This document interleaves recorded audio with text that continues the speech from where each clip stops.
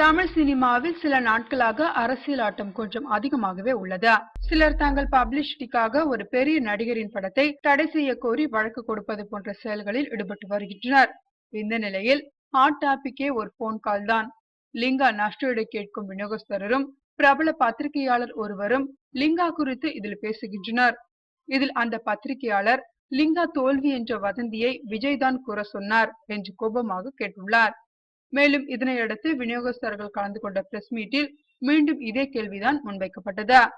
விஜய்க்கும் இவர்களுக்கும் என்ன சம்பந்தம் என்று திரையுலகினரே தற்போது அதிர்ச்சியில் ஆழ்ந்துள்ளனர்.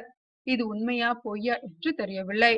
உலகத்தில் எங்கு இடி விழுந்தாலும் ஏன் விஜய் காரணம் சொல்கிறார்கள் என்றுதான் யாருக்கும் புரியவில்லை.